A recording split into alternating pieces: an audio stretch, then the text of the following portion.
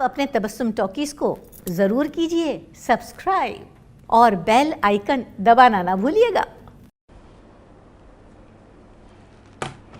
What is this print known as? Abstract print. Abstract print shirt. The smart watch is going with this? Yes, it's going.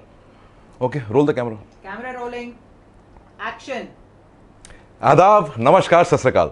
दोस्तों, मैं हूं शांग गोबिल, आपकी अपनी तबस्सुम जी का बेटा, और आप देख रहे हैं तबस्सुम टॉकीज।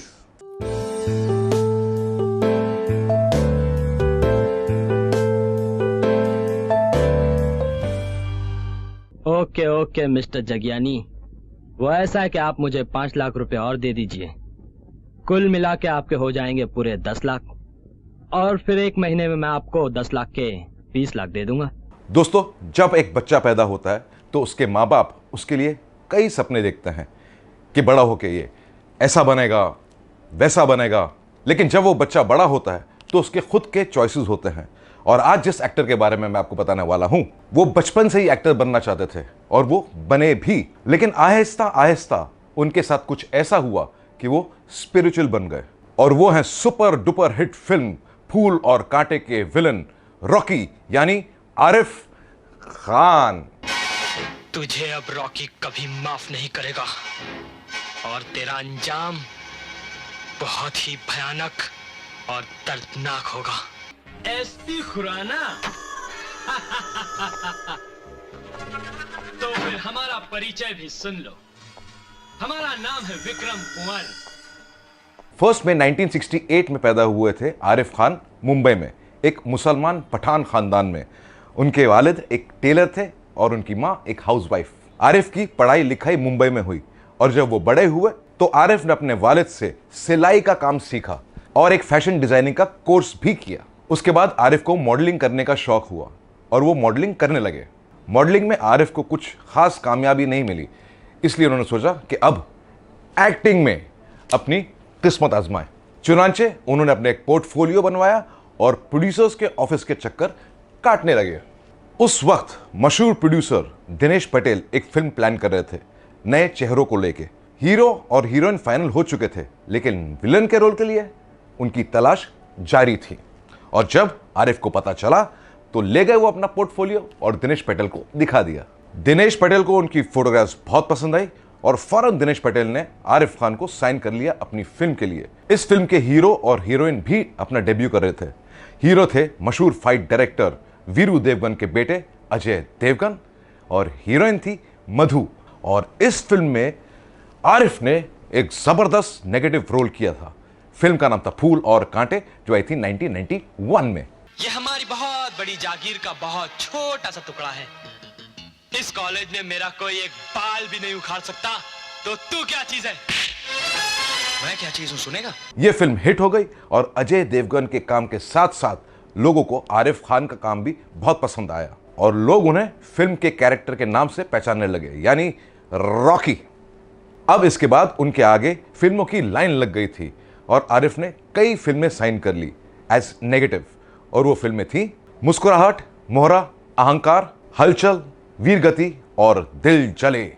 तुम्हारा मतलब है डैडी एक मामूली किसान है और धरती किसी भी वक्त फट सकती है। तुम्हारी ये हिम्मत, तुम डैडी को धमका रहे हो? आरिफ ने अपने पूरे करियर में लगभग 13-14 फिल्मों में काम किया, जिसमें उन्होंने जबरदस्त नेगेटिव कैरेक्टर्स निभाए और बड़े बड़े हीरोज के साथ काम किया, जैसे अजय देवगन, अक्षय कुमार, सुनील शेट्टी और सलमान खान। इसका धंधा चल पड़ा तो तुझे काम करने की जरूरत नहीं पड़ेगी।